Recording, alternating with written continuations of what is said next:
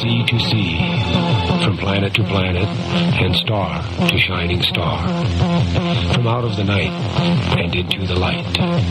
Your frequency is ascending with your host, Sean David Morton. All right, you are go. From sea to sea, from planet to planet, and star to shining star, from out of the night and into the light, from the pyramids of Giza to the pyramids on Mars, from international espionage and political intrigue to hometown shenanigans, from the black hole at the center of the galaxy to the God module at the center of your mind. Your frequency is ascending. American Freedom Radio is tickled pink, pleased as punch, and more than happy to present Strange Universe with me, your host, America's sweetheart, the Scott Farkas of Internet Radio, Sean David Morton. All right, I'm just going to get to it tonight. We got a ton of stuff going on. We have, I guarantee you, this is a program that you're going to want to record. I guarantee you, this is a program that you want to get on the archives if you're bringing them up later on. Because tonight we have the legendary Benjamin Fulford on as my guest. This is the first time we've had Benjamin on the show. And I've been a big fan of Mr. Fulford for quite some time and have been a follower of his blog ever since I was first introduced to his work by Carrie Cassidy, the lovely Carrie Cassidy, and Project Camelot. So he's coming up right after the first break, but there's all kinds of stuff we have to talk about right now, so I'm just going to get to it. On Monday, October 10th, and by the way, today is October 13th, so it's a perfect time to have Mr. Fulford on. It is Sukkoth, which is a Celtic occult holiday, if you will. It is the anniversary of the night the Templars fell, which was October 13th of 1305, I believe it was, when Jacques de Molay and the Templars were declared heretics by the kings of Spain and the kings of France, and the massive Inquisition of the Templars began. It is also, as of Monday, October 10th, was the end of the sixth night with the full moon in Aries. And now we're, on Tuesday was the beginning of the seventh day.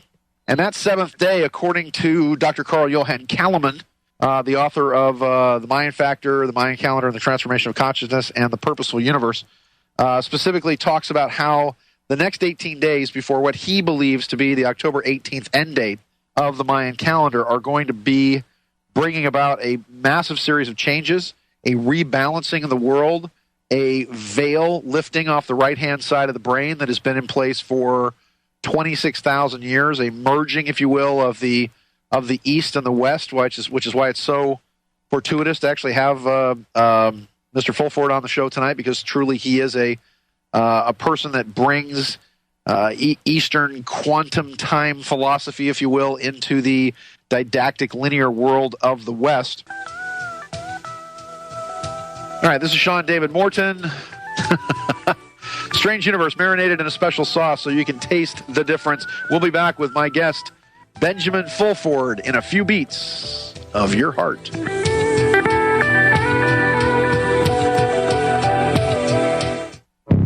Welcome to the world's meeting place. American. It's practically narcotic. Freedom. Oh, yes, I like very much. Radio. You're an American institution. American Freedom Radio.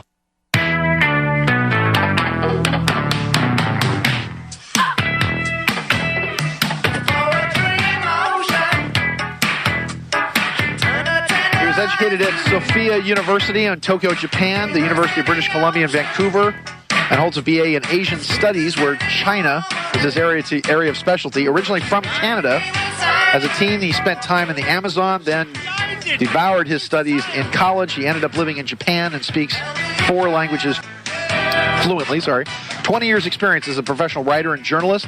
He sold over 500,000 nonfiction books written in Japanese. He's produced a comprehensive catalog in fields ranging from business to Yakuza gangsters to high finance to government corruption, now focused on exposing U.S. manipulation of Japanese politics, media, and education through a combination of bribes, murder, brainwashing, etc.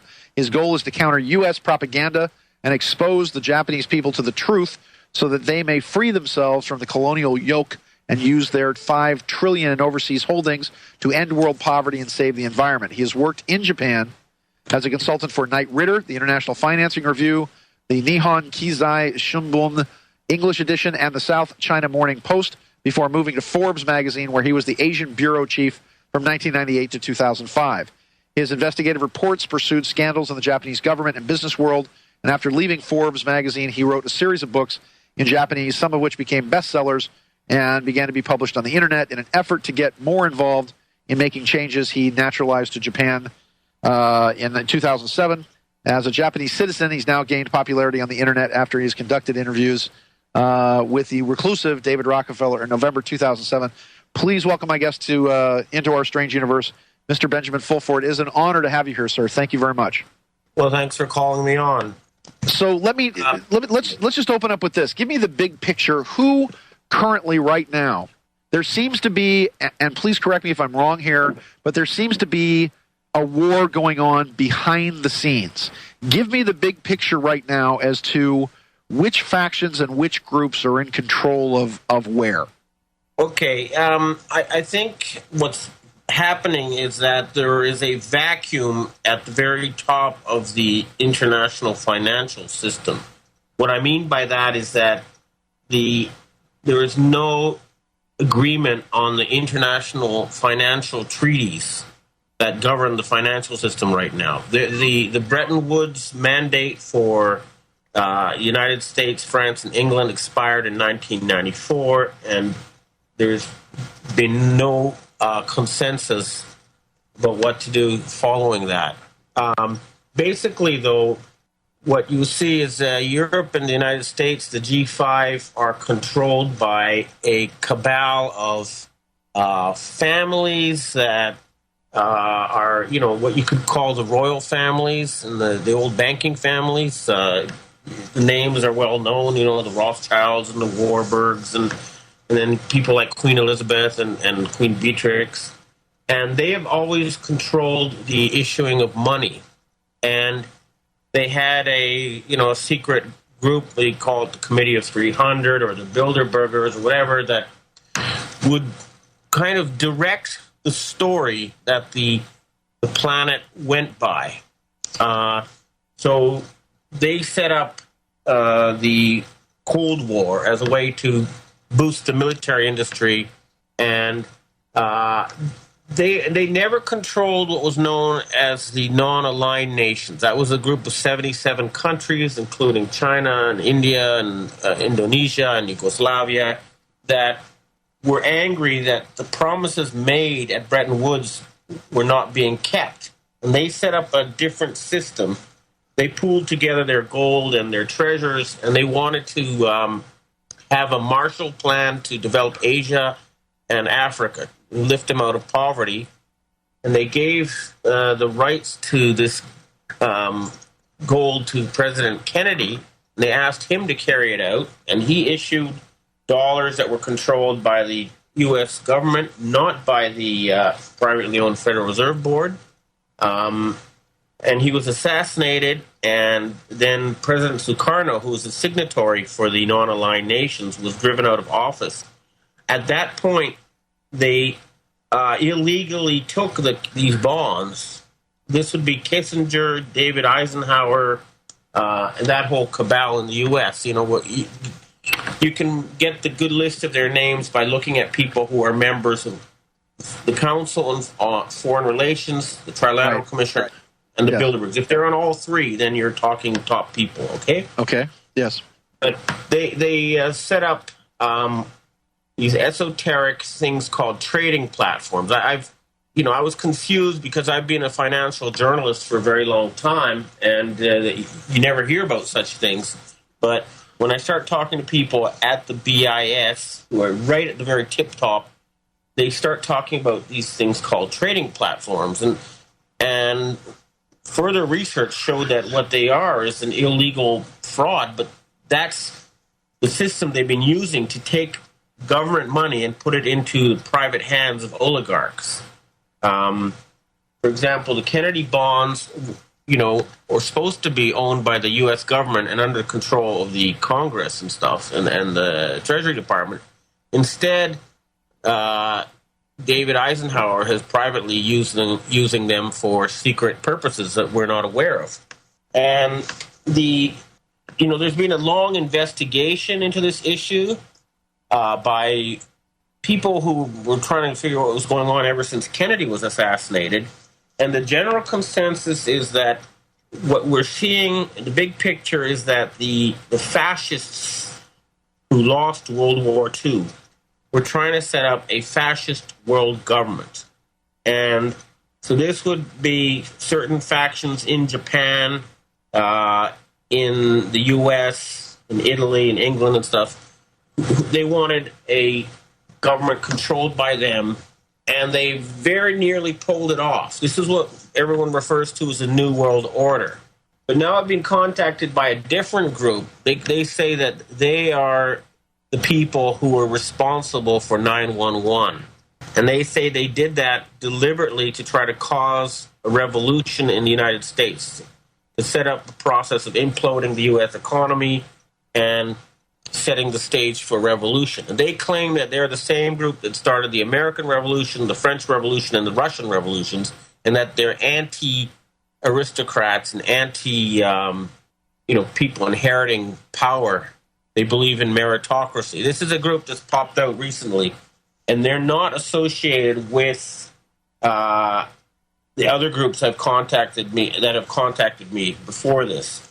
Now, you have to remember, again, I would remind people how I got involved in all this was simply by asking why the Japanese didn't use their own foreign exchange holdings for humanitarian purposes. And the answer I got was that because they were killing Japanese prime ministers and politicians, and the people you see in the government are just puppets for a foreign mafia. And this is a very unexpected answer I found. And then I got further involved when they sent people to try to kill me. And the result was that what I found out is that above the public structure of power that people see in the newspapers and stuff, there exists groups that have the ability to murder. That means spy agencies, that means gangsters, it means militaries, and these people who, at the end of the day, will resort to force if necessary, are a layer of government we do not see. And there's all sorts of intrigue going on now because we're trying to take control of the process of creating money away from this cabal that wants a fascist world government. And they, of course, they've been working so long and so hard on this great plan of theirs, are doing everything they can to prevent this. And in a way, it is a psychological battle as much as anything, because finance, essentially, it's a process of deciding what humanity does in the future. And a lot of us around the world, and this is especially true outside of the Western countries, are sick and tired of this cabal of, carrying out wars for no real reason except to make money. The Cold War had a lot of people fooled, and it did do a lot for the development of industry, and space race and stuff like that. But when they moved to this so-called war on terrorism, it was so obviously phony, and it was designed to put the U.S. in perpetual war over the next 30 or 40 years. Then everyone has said, why? Why are we giving money to these people? And the reason you're having a crisis now with the U.S. and the euro is that they rely on the rest of the world to finance them. They don't have enough of their own real money. And when I say real money, I mean backed by physical goods and services, things that really exist, and not just numbers they put in their computers. Yes. And one of the cases that they've been using to try to get to the bottom of this whole mystery and to get to this cabal has been the one in 2009 in June when two Japanese were detained in Italy with $134.5 billion worth of bonds. I remember it very well when they were trying to say that the bonds look completely great, but they're fake treasury bonds, even though nobody could tell the difference. and they weren't arrested. They had diplomatic passports. In fact, I talked to both the people who were seized, as well as I was invited by the Italian Freemason P2 Lodge to Italy to discuss this whole issue. And it was very clear that these bonds were stolen. There was no real legal activity, and they've been trying to cash them in. They took them to the Chinese Communist government. They took them to the Senate Finance Committee, and they were being followed, 24 hours a day to see what they're going to do with these bonds they stole. Yes. To see where the trail led to, and it led to Davos World Forum, and then it led to the UN. The UN came out and offered us $100 million to stop this investigation. But what it turns out is that, the non-aligned nations have legal rights to $371 trillion worth of assets. Okay? That's a huge amount of money. You know, remember, world GDP is about $60 trillion a year. So we're talking about something close to 90% of humanity's savings. And when I say this, I mean this stuff is backed by gold and real assets. Yeah. The cabal in the West, they've created on their computers astronomical numbers. Literally, I had to use a dictionary to look up, things like quintillion and gazillion and gazillion and bazillion. 33 more zeros than a trillion or something, And I mean, it's just not real. It's like people, bragging that. So what were they planning on doing with all this money, Benjamin? Are they trying to change the world with it? Or are they trying to bring about a shift? Are they trying to bring peace? What's going on with all this money? Well, what they're saying is they don't want it. The people who have been using it don't have the legal rights to it. And yeah, they're saying they want to use the money for developing the planet, not to finance wars. So, for example, a huge campaign to end poverty, another one to stop environmental destruction, and then they're saying that instead of using these wars to find and all this development on arms and killing, they want it to be used for exploring the universe, building space colonies, this kind of stuff. It's about deciding what we as a species do in the future, and the people who've been running things are all religious fanaticists, who wanted to. They just didn't want to lose control, and they were literally planning to start World War III. The original plan was to start a limited war between Israel and Iran, and they gave 12 neutron bombs on missiles to Iran. Remember, these kill people but leave buildings intact. And my source for this is the cousin to the Shah of Iran and other people who say, we don't want them. They said, we don't want them. We want to give them back to you. And Obama refused to take them back. But anyway, the point was, they wanted to start a war between Iran and Israel and use that to set up military wartime regime in the G7 countries, ready for full global war. And then they wanted to have a war against China. And I've seen a map. They're going to divide China into 6 countries. This was their big plan, and it started unraveling when the Chinese stopped paying the bills. And they said, hey, we're not going to spend our dollars on something that's designed to kill us. And that's what started this big financial war that has been going on behind the scenes.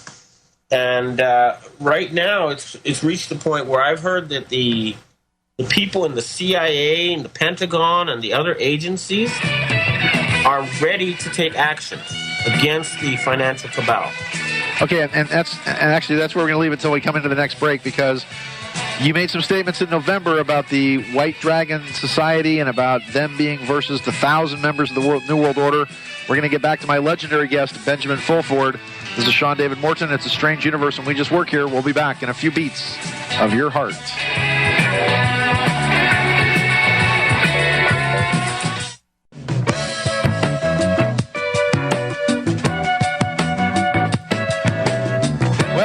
breezing tonight. Hardly breezing. We're actually at the precipice of destruction, apparently. So, but George Benson always makes everybody feel better.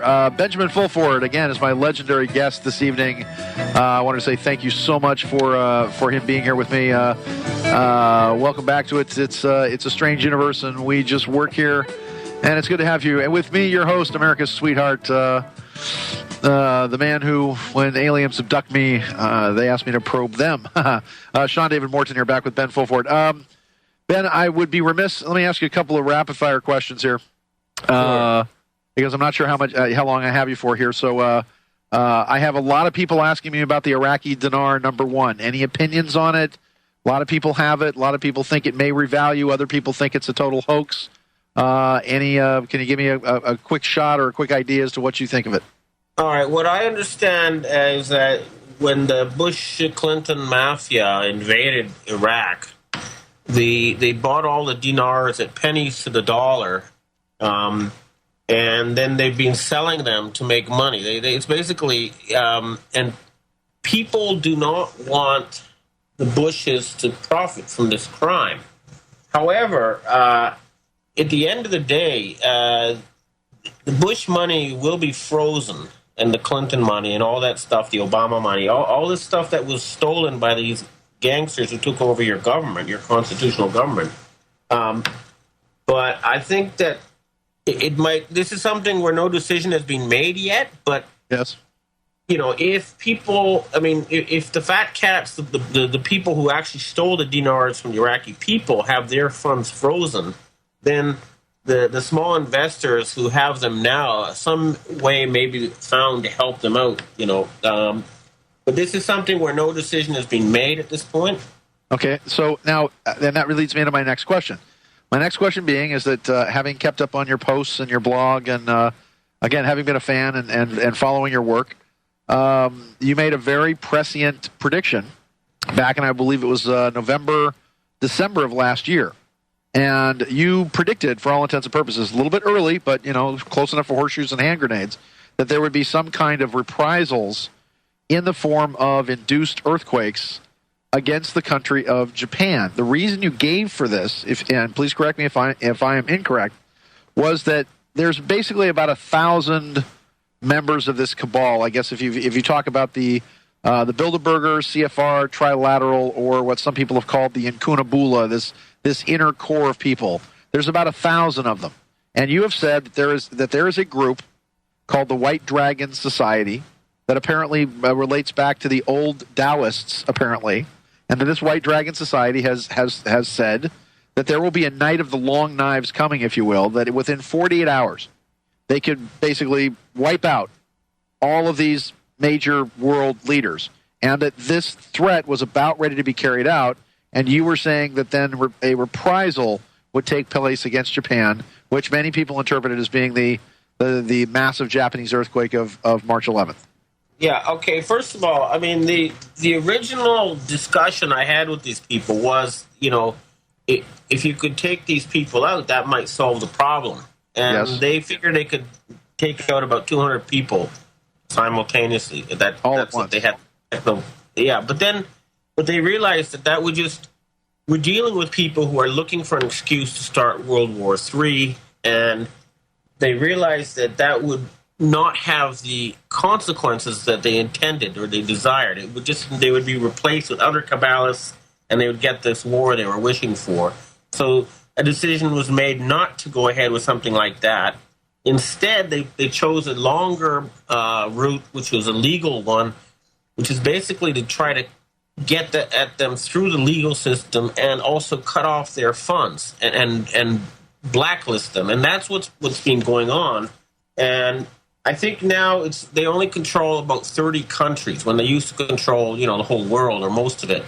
They're really down to a rump now. And because the real funds are being cut off to them, you can see that the consequences with the euro falling apart. The reason the euro is falling apart is because they're no longer getting money from outside of Europe to prop up these, Mediterranean countries that had, chronic deficits. Yes. In other words, they were using their card more than they could afford to pay. Right. And you've also, I'm sorry to interrupt, but you've also said that many of these people are talking about fleeing and going to South America, or that there's some deus ex machina that's supposed to come from the sky and put all these people in jail. Who is this supposed to be?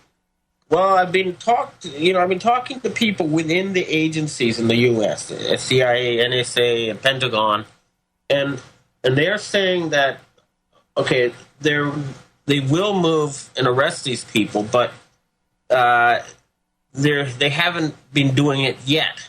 They keep saying that they're waiting for a certain lawsuit to act as a trigger mechanism, and that lawsuit involves the $371 trillion they stole from the non-allied nations, right?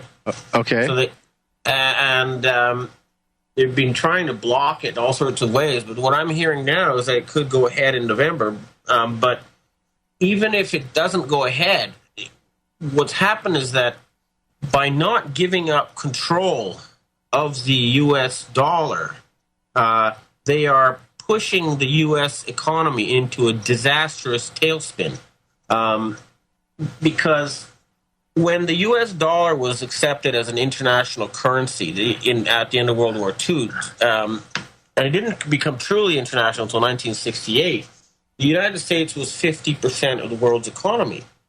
Now it's down to 17 or 16% of the world's economy. And yes, most of the dollars out there are not owned by Americans. They're owned by Chinese or Nigerians or Saudis. Yes. And when the Americans wanted to, the cabal and the Federal Reserve Board cabal wanted to devalue the dollars and put out the AMRO, all the other countries said, no, we earned these dollars, and we're not just going to let you welch on it, and we don't want them to become worthless. And so after 2008, they stopped accepting new dollars from the United States group. Okay. And this is something that it was not reported in your media, although you can prove it. That's what the Lehman shock was about. They're saying, hey, we don't accept it anymore. But there's a split. There's places where they will accept these dollars, and there's places where they will not. I had a friend who came here with a bunch of $100 bills, and he went to the banks, and then they wouldn't change it. He just come from the U.S., but they say, no, we can't accept these bills. They don't have the right serial numbers. That seems odd. And I did read that in one of your posts as well. Are you on board? Because, again, an outrageous statement was made, which I sort of agree with, that it seems like the two, let's call it white hat or black hat. I'm not sure who the good guys are anymore, the Cowboys or the Indians. It seems like the Indians are the good guys, the Cowboys are the bad guys. But that it seems like the two forces for good right now seem to be the Russians under Vladimir Putin, because Putin is about ready to run for president again, and currently the Joint Chiefs of Staff, which are now being run by Admiral Fox Fallon. And Admiral Fallon was the one that basically took over what was called Tyrant, which is the Iranian Near Theater, and he was the one that stopped personally 6 different false flag events that I counted anyway, of Dick Cheney and George Bush trying to get a war with the Iranians, trying to do anything they could to trick up that war. And at the same time, it seems that the military, specifically something called Alice in the Sky, also stepped in between actually late September of 2008 to also stop a series of massive false flag operations inside the United States.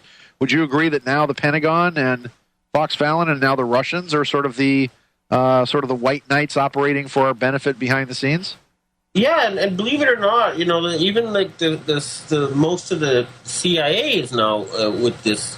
You have to understand that there's always been 2 CIAs. I mean, the CIA was created when they merged the Gestapo and the OSS after World War II, and the Nazi faction is the one that does all the drug dealing, and it's headed by George Bush. And the other faction is patriots who work on government salaries, don't make their money from drugs, Right. And that group is helping us too. And there's what they're realizing is it's taking a long time because they want to go through this legally. But what they're saying is there's a legal way to remove these people from power. But when they've investigated, they found that most members of Congress had accounts in the Vatican Bank with huge bribes in them. And so cleaning this mess up would involve changing almost every politician in Washington to do it right. Go ahead. And the other thing is that the military doesn't want to be seen as the bad guys, right? And so they're not, for example, going to intervene in these protests and stuff going on right now, but they only intervene when people are actually killing each other. Then they'll come in to make the peace, but not until that time.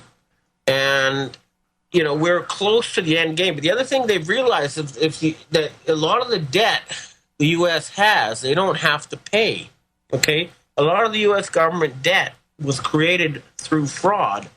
And Yes, you can just say, hey, like the Irish government, you don't hear about Ireland anymore, right? No, you don't. You used to hear about the Celtic Tiger, and now they're just all gone. Well, the Irish Prime Minister has gone to these bankers and said, well, you got your right to this debt that you say you created through fraud. We don't have a legal obligation to pay it. Benjamin, here comes. Can you stay with me after the break, or do you have to go?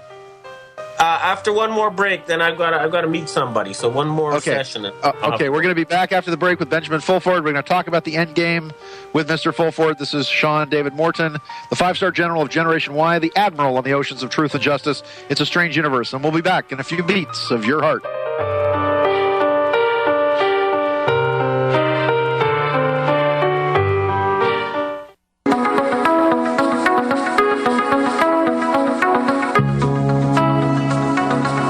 See from planet to planet and star to shining star, from out of the night and into the light, from the pyramids of Giza to the pyramids on Mars, from the G to the O to the D, the generator, operator, destroyer of the light-encoded reality matrix. We are here to save the soul, the survival of universal life, the radio show hated and reviled by Sarah Palin, the Kardashians, Paris Hilton, and Snooki. Please fasten your safety belts on your souls. Put your tray tables up into your frontal lobes and keep your arms and legs inside the radio at all times. Ding! You are free to move about this strange universe with me, your host, America's sweetheart, Sean David Morton. My guest this evening, the legendary Benjamin Fulford. Benjamin, I certainly hope, as I said, I've been a fan and a follower of yours for a long time, since your stunning interviews on Project Camelot with our good friend Kerry Cassidy. I certainly hope you'll be a regular contributor to the show, and I can have you back a lot. Can we do that? Yeah, maybe when there's stuff to report, maybe around once a month should be okay. All right. Whenever you have something, whenever you have something going on, we'll get a hold of you and feel free to call. So here's my question, because we've only got you for about 10 minutes here. If you were writing, if you were writing the movie about the end game of the final conflict here between, on the one hand, it seems we have an evolutionary spiral where mankind is very much yearning to be free. You seem to believe that there is a large group of people with a large bunch of money, or should I say a small group, the White Dragons or whomever, that seem to be working behind the scenes for the good of the world rather than to enslave us. What's the end game here? How does your version of the apocalypse, where that which is hidden becomes revealed, play out, where the good guys win in the end? All right, well, first of all, we know their version. They want to start a war, kill 4 or 5 billion of what they call useless eaters, enslave the rest, and set themselves up in a Shangri-La for the elite, and everybody else is their slave in a dictatorial world government. Now, what the end game we see is that, finance ultimately is the process of deciding what we as a species do in the future, and it's being controlled by some not very nice people, basically gangsters. So if humans say from now on we're going to decide what we're going to do in the future, then a few obvious things come to mind that people would want to do. And one is they want to stop the destruction of the environment. And I don't mean, this global warming fraud. I'm talking about destroying ecosystems and wiping out species. They would want to end poverty. And then the other thing is that according to the American Association of Scientists, there's more than 6,000 patents that have been suppressed. We want to take this technology, anything that's safe, and bring it out to the people. And I believe that once we get control of the future away from this group, first of all, our group supports meritocracy. That's something where anybody can climb to the top of the pyramid if they really work at it and they're good enough. It's not going to be something that you're born into and everybody else is your sheep, which is a system that exists now. I also believe, I personally believe we should have some kind of end of the world type event, but I don't mean World War III. I mean like a big party type of thing. And then maybe you could reset the calendar to the year 0 or something, something really big to let people know that things are different now. I mean, it's like a wedding ceremony or a coming of age ceremony. Everybody knows after it's different. And we'd like to have some kind of huge global party to inaugurate the new and freedom for the people. But I've been reading science magazines for decades, and they I keep reading things about technology that allow people to live longer, like 200 years, 300 years, and more. And then they keep saying, well, but it's not going to be financed. And so why not? Why can't we live longer if we have the technology? And I think that there's going to be a lot of research and things like that. And all this. So I believe that we have a really fabulous future waiting for us. But it's not going to happen right away because these guys are not going to go quietly into the night. They're trying to drag the whole U.S. down with them. And they've been trying to create disasters. For a while they were trying to set off the Canary Islands on big earthquakes. That would have caused a 500-foot tidal wave to hit the U.S. Are you talking about blowing up Las Palmas, which is the island of the Canary Islands? They were threatening that, and I think that's been stopped now. But what I'm saying is these guys are going to do everything they can, but the good news is they don't have the money and they don't have the support of most of the world now. Even within the U.S., the people who count don't support them anymore. They needed secrecy to keep their system going, and they don't have that secrecy anymore. People now know that they have these computers where they type in $1 trillion and let them play God. That's not their money. That belongs to the people. And their people are going to take it back. This is the process that's happening. So, we expect some, world peace, for example, would be a no-brainer. And then really extended development of the universe. And then, of course, we all want to know the truth. Okay? There's some... Clearly, I don't get into UFOs and stuff like this. I'm deliberately trying to stick to the daily nitty-gritty of the actual financial system and then the international treaties. But we do know that people were going out into space. There was Apollo flights, and then the talk was that we're going to be having colonies on Mars, and everything just stopped dead in the 1970s. And then you have all these underground bases and all these crazy stories coming out of them. I think we want to have those bases open. We want to have the news cameras go in there and find out exactly what is really going on and what is just a huge cloud of disinformation. Speaking of disinformation, you were quoting earlier in your show a Sorcha Fowl, okay? Yes. My research has shown that this is actually written by a person by the name of David Booth, Naval Military Intelligence. Yes. And so it is a valuable site because it's Naval Military Intelligence putting it out. But it ranges anywhere from 10 to 90% true. So you have to be careful when you read it and try to figure out what is probably real and what's not in their reports. You're absolutely right, Benjamin. And I did try to preface it. I didn't have a lot of time before I brought you on, but I tried to preface it with that Sorcha Fall is one of those sources that people need to take with a giant lick of salt. Because, again, it seems to be one of those kind of radical sources that sometimes seems to be true, sometimes does not. I know there were other intelligences coming out of the about the Middle East that specifically were Israeli intelligence and Mossad intelligence about certain weapons that they had and whatever else. But that's what we have to look out for all the way around it.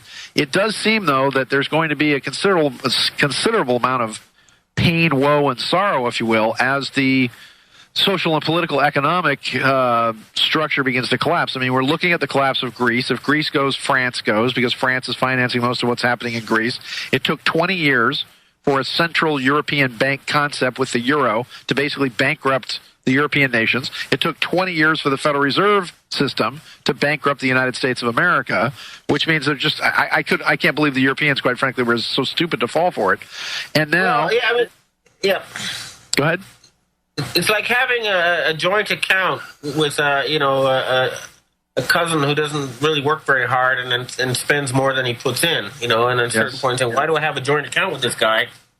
And that's the essence of it. But what's really happening is what you're seeing is the system that was controlled by the old cabal is falling apart because they're being systematically cut off. That's what you don't see. For example, we have our guy in the BIS working with us, and they've tried twice to kill him, because he's actually one of the persons actually in control of the computer screen that's blocking their money from getting into the system, Yes. And it's really down to that level now. It's very few people are in on the secret of what codes you type in to create money and put money into the banking system in the first place.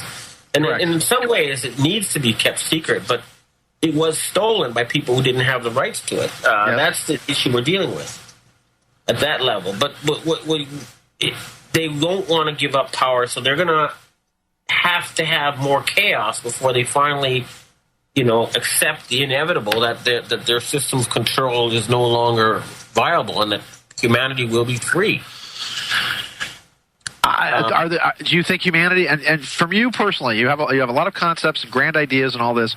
You personally, do you think that humanity is prepared to be free? Do you think they actually have the knowledge and the wisdom and the responsibility? Because apparently that's what they're taking advantage of, that these masters of the universe are, in essence, they understand that very few people want to be creditors and want to be responsible, that so many people just want to be slaves and want to be told what to do. Are we ready to be free, Benjamin? Well, a lot of people will remain. Look, a lot of people, you know this, they're not going to change until what they see on the network TV changes, okay? When it's announced to them that it's going to be different, then they'll go along with that. And there will always be people who just will act like sheep. And that's unfortunate. But what you can do is if you educate people, give them the truth, people generally make good decisions when they have good information. And I think you can trust them as long as you take them out of their ignorance. But, that's why I say the democracy was subverted because they took over the control of the media and the banking and the money. And so what they did is they systematically took over your democratic system through bribery, murder, and propaganda until it became a hidden fascist system controlled by members of a similar ethnic group. And I'm not talking about Jews here. I'm talking about Central Asian Khazars. And their belief system is not Jewish, okay? Yes. But they're the same group as the Ashkenazi Druze, the same ancestry. But I don't want to get that issue confused because they're separate. Yeah. Oh, yes. And actually, 1 million of those guys. And actually, they're part Mongol. Actually, because of Genghis Khan and the Mongol invasion. But go ahead. Yes. Yeah, and I'm still hearing they're going to be deported from the U.S. when people find out what they've been doing. They're not going to be welcome anymore. And some people want to put them in the FEMA camps. Some people say ship them to North Korea. I don't know what's going to happen. This is going to be something that the American people are going to have to decide. But there's going to be a lot of angry people out there when they find out what's being done to them by this group. How they subverted your democracy and turned you into a fascist, warmongering nation. And the other thing is that what we need to do, too, is that once the U.S. debt is written off and we reestablish the financial system, the Americans need to come up with their own currency. The U.S. dollar is not an American thing. It was never controlled by Americans since the Federal Reserve Board was taken over by foreigners. And it's an international trading currency. And the interests of that are different from the interests of the United States as a country. And that's something that they need to wrap their heads around. They can't think away from that, but they have to come up with a new currency for the United States, separate from all the dollars that have been issued since, up until 2008. And then those other currencies that are out there, those dollars that were owned by the world, will be backed by gold, and they'll become world dollars. And we need to have some kind of, we have to rebuild the institutions that were built after World War II. It means everything has to be changed. The UN, the BIS, the IMF, the World Bank. We need a total revamp of the international architecture to make it more democratic and representative of the actual people on the planet, and to take it out of the control of a corrupt mafia that has infiltrated the very top ranks. And who do you see this as being? Again, if George Soros is the hope for humanity, I don't think we have much hope. No, George Soros is in trouble. He's not going to be around much longer. I mean, they're going to take him out of commission. I don't mean killing him. I mean they're going to put him in jail or something or take his money away. But he's been trying to take over this protest movement, as you know. They're all trying to co-opt it. But they don't have the support of the people who control the military and the agencies. They're losing that. And at a certain point, the media monopoly is going to break up. I'm hearing that Rupert Murdoch is ready to change sides. I know he's been under a lot of attack. And part of the reason he's under attack is because he may be ready to break with the media control network or grid and start providing some truth. I'm hoping he will, but he's waiting. He's waiting to see the military act before he does that. So we'll see. If there's a bunch of arrests before the end of the year, that'll be a sign for everybody to see. Otherwise, you'll see more, the infighting and people, spilling secrets on each other. It's like rats in a sack turning on each other. And you'll see more of this, and information that's been hidden for a long time will come out.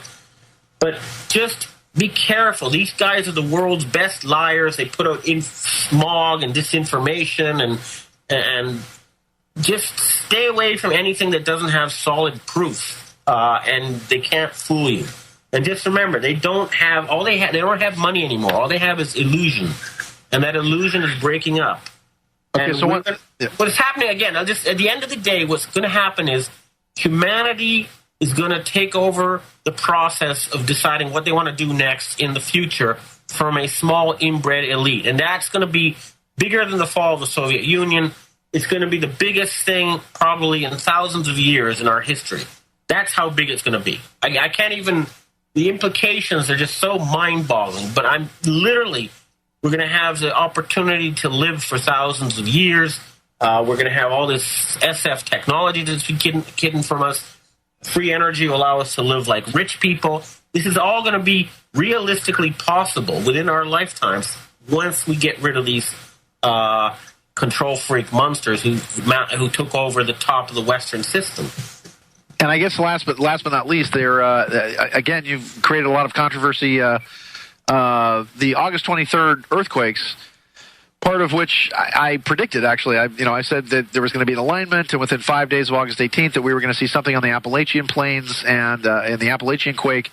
You believe that these are this war being extended to underground bases and facilities being cleared out? Explain a little bit of that before we have to go.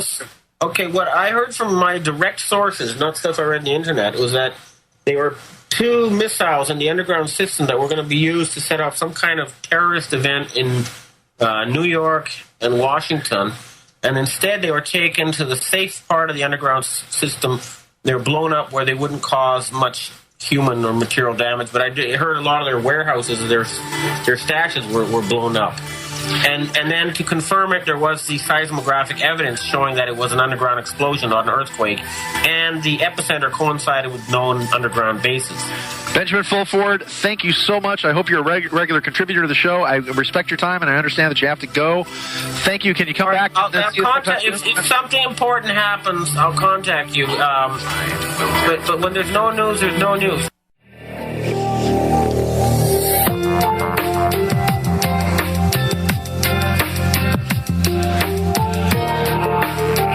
Under the headline of Satanic Cabal Threatens to Make San Francisco and Damascus Uninhabitable. One of the reasons I was talking to Benjamin Fulford today is that on September 6th, he had an interesting post that talked about a criminal cabal that has seized power in the G5 countries, has reacted with new threats of mass terror to the concerted efforts by the nations and people of the world to remove them from power. The latest threat made by phone to a White Dragon Society member by some people who hid their identity was that San Francisco and Damascus would be made uninhabitable. In reaction to this, a source contacted the White Dragon Society and promised that the entire extended families of any ruling bloodline found to be participating in genocide would be hunted down and exterminated down to the last individual. The source was not affiliated with the White Dragon Society, but they made it clear that this threat was to be taken, quote, very seriously. Okay, well, I've got some other things to read here. Some various posts by Benjamin Fulford. We got him sort of at the last minute. Let's talk about it. What do you guys think? What are your ideas politically, economically, socially? What are my Strange University regulars? 402 AFR 2525, 402 AFR 2525, 402 237 2525.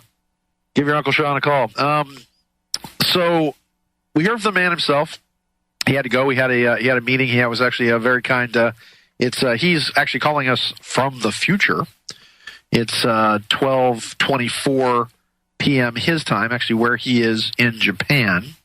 And very interesting. Again, this is the first time I've actually had a chance to talk to him. As I said, I was a fan, certainly interested in him from the very first courageous interviews that were done with Kerry Cassidy and Bill Ryan on Project Camelot. Very, very interesting stuff. And there he is. What do you think? What's your opinion? 402-237-2525. Again, on the one hand, I would love to believe all this.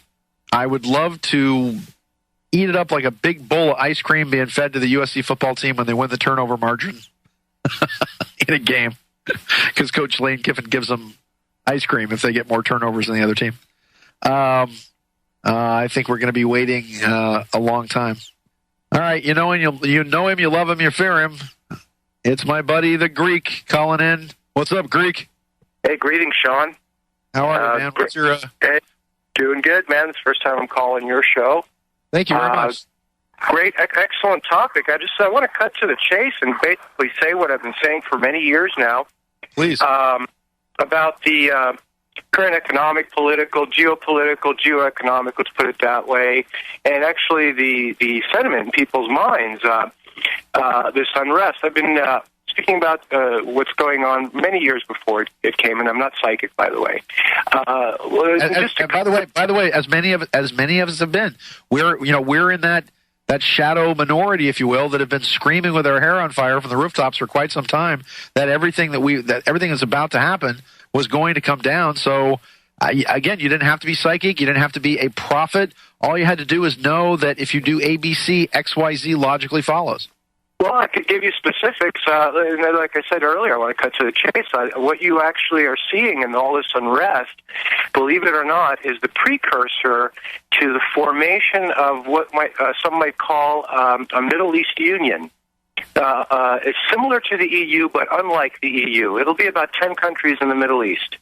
And you're going to have the Western world playing second fiddle to this new union. And like I say, when I say the EU, a lot of people are not don't acknowledge that the actual economy, well, all things aside as they are today, the EU is slightly larger than the American economy. It was actually one of the largest economies in the world. So you're going to see it's about 16 trillion actually. The US economy is about 15 trillion and all of Europe put together is about $16 trillion. Right. So yeah, even the euro at the exchange rate. So what you're seeing now is the precursor of a Middle East union forming. It's not going to be a tight union like you see in Europe. Now, and I'm saying this is for people who have eyes and ears, as they say, and also I know the show's being recorded, and it's not like I get off on listening to this after it happens or anything. I just want to put this out so people can hear this. And here's another thing. Whenever you take in any information, it can't be counterintuitive. In other words, everyone has enough intuition to rationalize information. Well, let's say everyone put aside, but most people. Here, let me give you another example. Iraq is going to be split into two countries, okay? You're going to have the northern part, which is going to be the newest Syria, and the southern part, which could be the Babylon, remain called Iraq. And this is the logic behind it. And this is actually information that's all in what you call the scriptures, right? But this is the rational aspect of it. Every time the U.S. goes into a country, it went into Colombia and split it, created Panama. Germany, east-west. Korea, north-south, Vietnam, north-south. It's going to split Iraq. Even though it went in twice, it didn't do it the first time, it's going to do it this time. And all this stuff I'm talking about won't be rolling around, at least for the next decade. You're going to have Jordan divided into 3 different countries. There's so many things, and this is, when you tell people you're getting this out of like biblical prophecy, they're like, wow, I'm not religious or anything like that. But here's the point: Sean, if you and I wrote a book that's about 700 or 800 pages long, we sent it to the printer, and the printer calls us up and he says you have about 10 mistakes. What do you want to do? Well, we want to correct it. Well, I've cataloged over 6,800 mistakes in all of the English translations of the Bible. Now, and your first one starts in Genesis 1, verse 1. And in the beginning, God created the heavens and the earth. That's 10 words. In the original Hebrew, there's 7. So you're going to say they added 3. No, they actually added 4 because they took away 1. I cut to the chase. Don't give me a Bible lesson here. And by the way, the United States did not divide North and South Vietnam. We went in. I mean, technically, that could have been the French that you're talking about. I am not. And yes, you're right. Probably the balkanization. The political well, hold on. I talk, then you talk. That's how we do radio. That the balkanization of Iraq will probably occur if they create another like Kurdish nation state. And again, and we don't have that much time because I've got a whole list of callers here. But my challenge to that would be part of what it seems to be the mission of the United States military now is not to win wars or conflicts, but to create chaos, to stop the kind of coalitions that you are talking about from actually coming together, to create the sort of chaos, certainly with the fall of Mubarak, now with the engineered fall of Gaddafi, because come on, that's 50,000 U.S. and Israeli Mossad and other guy mercenaries that were in place about a year before. The guy who's leading the revolt lived about 5 minutes away from CIA headquarters. Gaddafi wanted to buy British petroleum last year. He just completed the Great Man-Made Lakes project, which means that Libya now has more fresh water than any other country. And for the last 3 years, I've been saying that Libya was going to be the fallback position for the United States when we began to withdraw from Iraq and Afghanistan, and Gaddafi just basically got in their way. So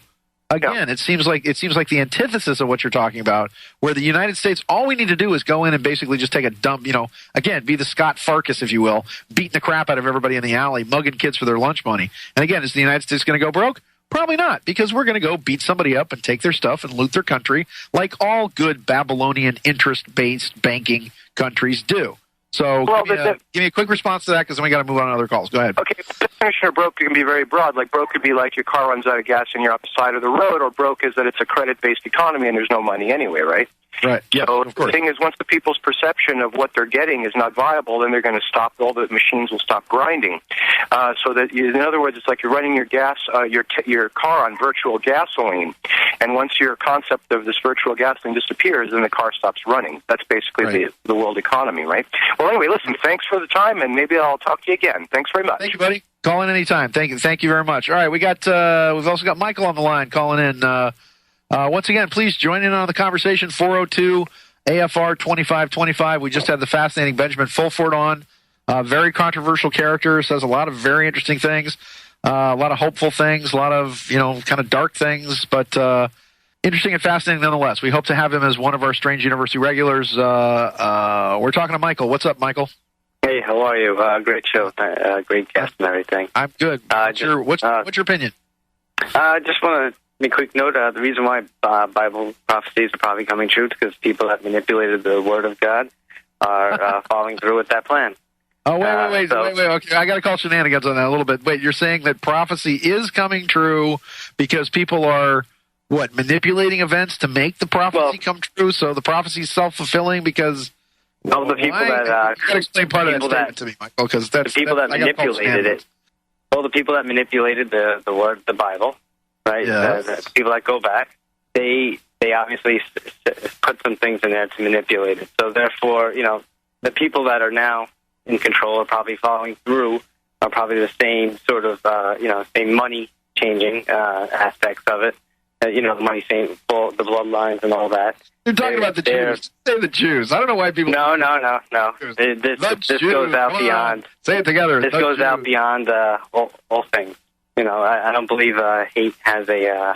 I'm not saying that, but I notice everybody has these little code words, and everybody has, this and that and the other. And again, I completely agree with Benjamin that we're talking about the Khazars and the Khazarians who later became the Cossacks, and people do not understand their history. That this section of Eastern Europe, which was occupied by Genghis Khan and the Mongol horde, and they stayed for several months. They actually stopped at the Black Forest of Austria at this line of demarcation between East and West. And they basically hung out for about 3 months or so, raped everything they could get their hands on, because the Mongolians liked rape a lot.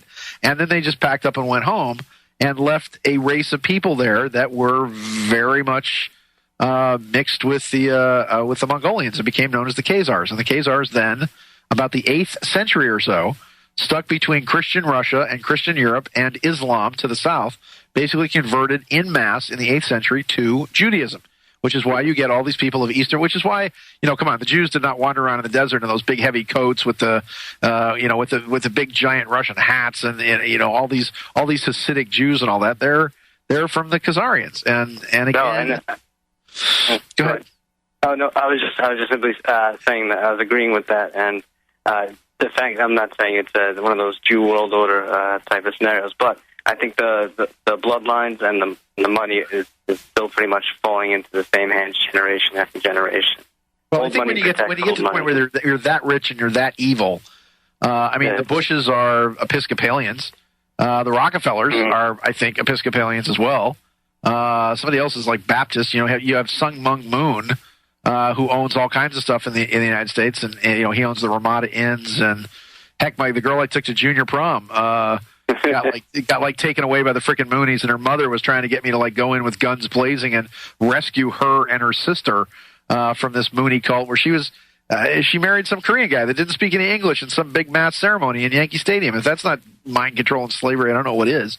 And, of course, it happened at Yankee Stadium, which I think is, once again, depending on if you're a Red Sox fan or something, it's the pit of evil or it's where the angels live or whatever you want to call it. So you think that prophecy is being manipulated? Do you think that there's well, I think there are people that were very intelligent looked at it and, hey, how do we make this happen and work for us? Just pretty much like the birth and understanding of fire. How do we use it against us? Against to our will, so we can use it against them. So I think since that time, the people that basically are in control have been in control, and we've never been in. Technically, maybe if we had some power, it probably lasted for no more than 2 hours at a time, But I think it is coming to a head because you do see an escalation and people just going absolutely crazy. People that are so-called waking up at a massive level, people that are doing more intelligent research now, people that are reaching out more now and expanding more now, because I think the Earth is as well, and I think it's all related because we are on this planet. Well, amen. As I say, God is good all the time. Michael, thank you so much for coming in. Thanks for being part of our strange universe. All right, calling from the, where is the 816? Calling from the 816. This is Sean. Hi, Kansas City, Missouri area. Hi, who's this? What's your name? Nancy. Hi, Nancy. What's on your mind, Miss Nancy? I love your show. Thank you for taking my call. Thank you. Strange Universe loves you, too. Thanks for being here, Nancy. What's on your mind? What do you think? What do you, are we coming to a head, or is the world going to end? Are we in the apocalypse? What's your take on it? Well, actually, I wanted your opinion on that. I have followed Benjamin Fulford. I've followed Benjamin Fulford.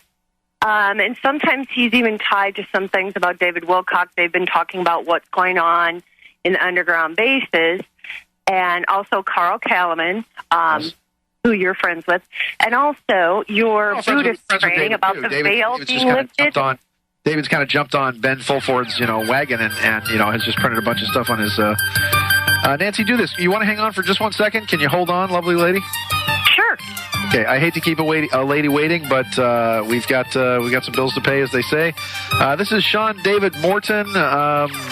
Again, the only person that Chuck Norris has ever apologized to. The only guy who knows what Willis is talking about. It's a strange universe, and we just work here. We'll be back. Hold your breath.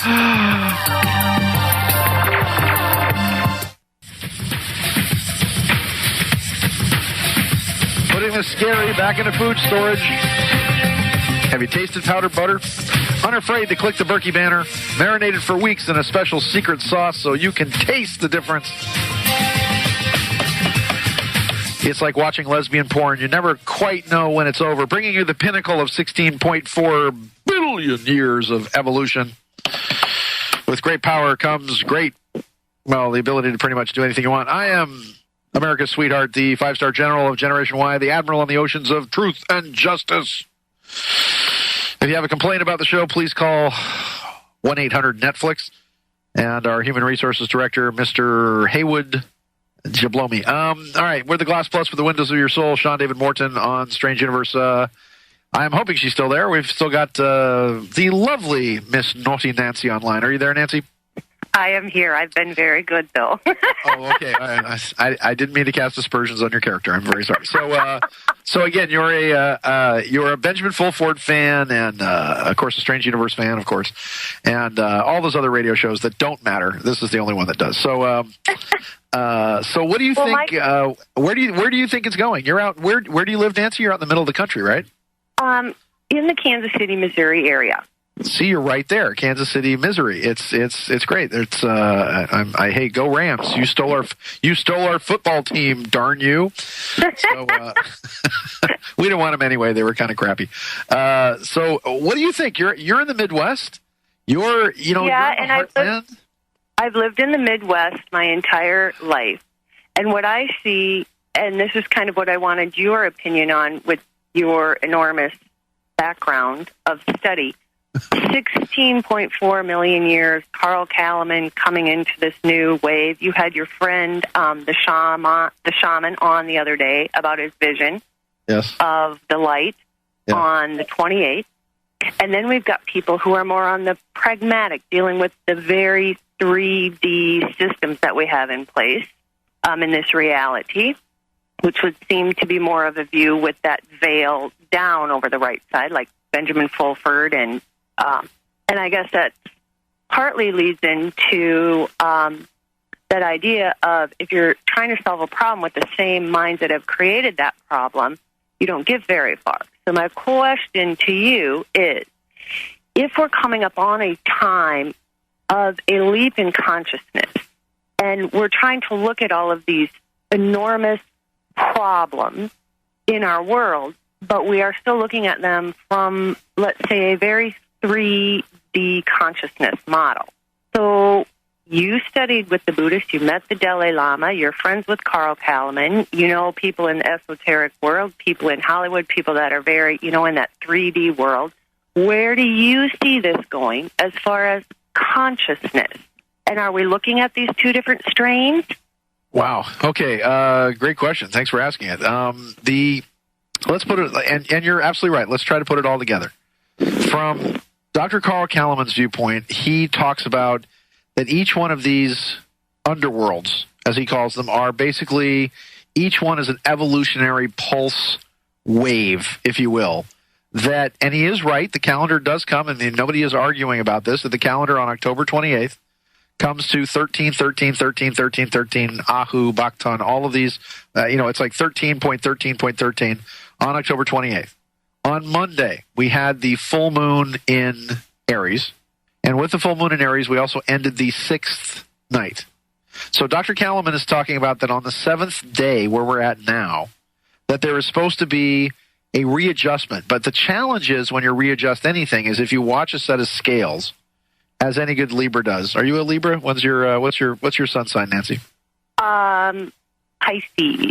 I'm a leap year Pisces. And a leap year Pisces. the perfect woman. Oh, you're born on February 29th? Yes. Wow. So you're not only the perfect woman because you're a Pisces, but you're also only 10 years old. So, because you 11. Celebrate your birthday. Actually, 11 years old. Yeah, 11 years old, which means I cannot see you because you're underage. When you get to be 18, give me a call. That's right. Even this language is inappropriate to be talking to an 11-year-old. We're joking now. She's not really 11. She's got a birthday every 4 years. So that's the story. So you've got these 9 mega wave pulses, if you will. And I think what Carl's talking about is that, and again, we were on a ship to Mexico with Carl when he was talking about the beginning of the 9th wave, and lo and behold, we had all these Japanese folks whose lives we saved, by the way, by coming on our tour.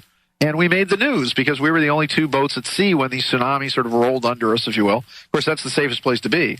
But, he called it right then as to when these things, and he's been immensely accurate, especially his predictions of the fifth night and his predictions of the collapse of the economic system. So, I wouldn't bet against him, as they say. And yet, there are so many interesting astrological and astronomical alignments that are going on. There's the May 20th eclipse up in Mount Shasta. We're going to have a big conference there. We've got the 11-11-11 coming up, which is the full moon on November 10th into the 11th, and we're going to have a whole trip to the Yucatan and actually be celebrating that with Mayan elders down there in the Yucatan. So anybody wants to come, please, MayanStargate.com. And then you've got the May 20th eclipse. First time in 26,000 years, you have the sun, the moon, and the Pleiades all lining up in a straight line. 16 days after that, you have the next Venus transit, which then seals the energy of, lifting the veil on the right-hand side of the brain. That doesn't happen again for another 171 years.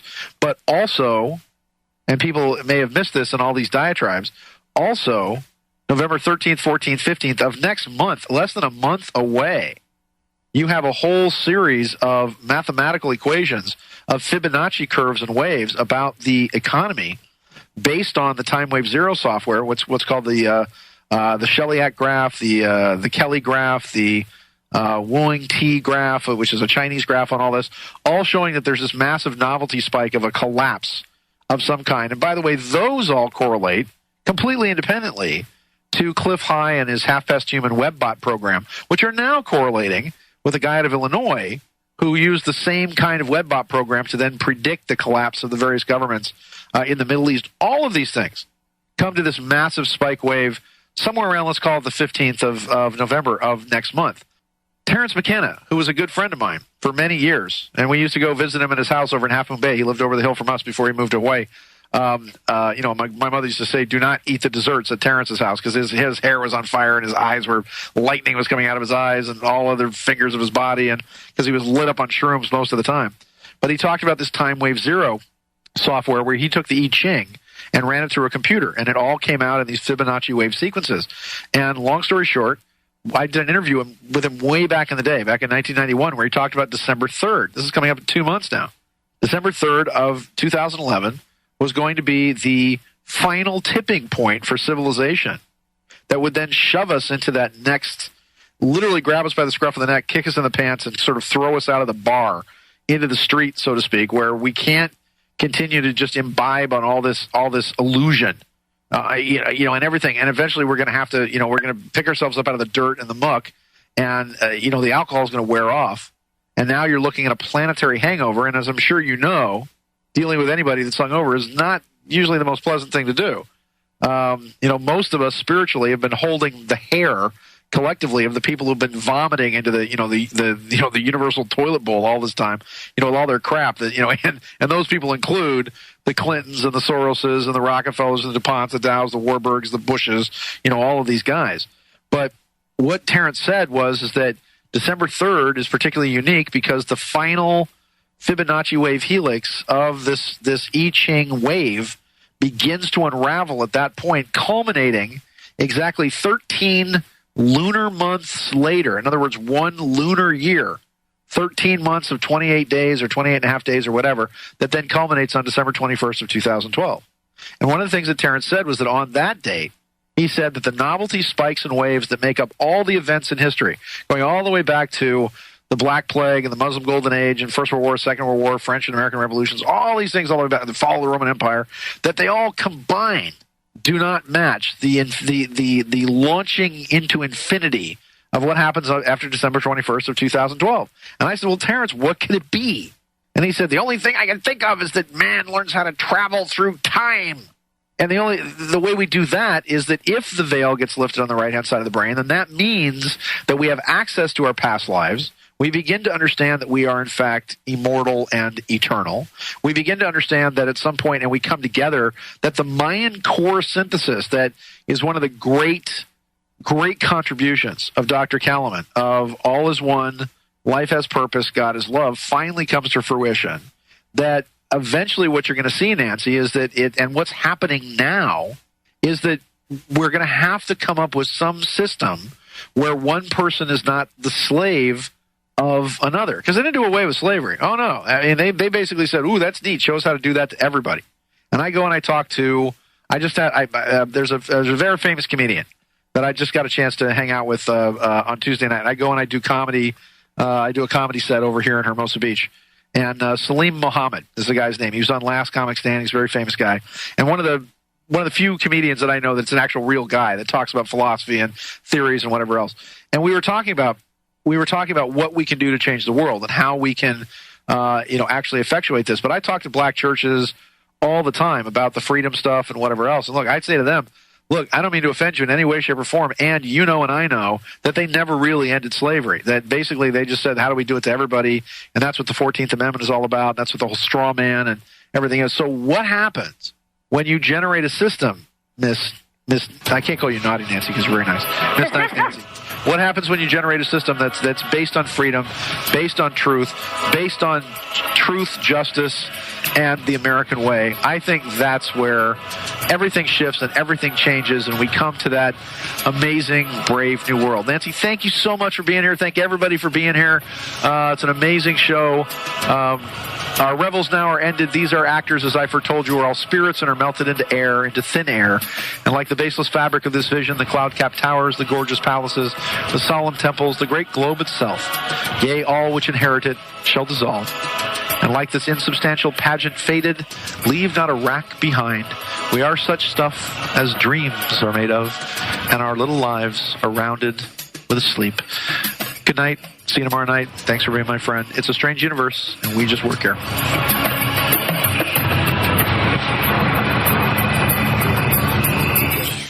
No rules. No rules. No taboo topics. No taboo topics. No fear of doom. No fear of doom. We are American Freedom Radio. American Freedom Radio.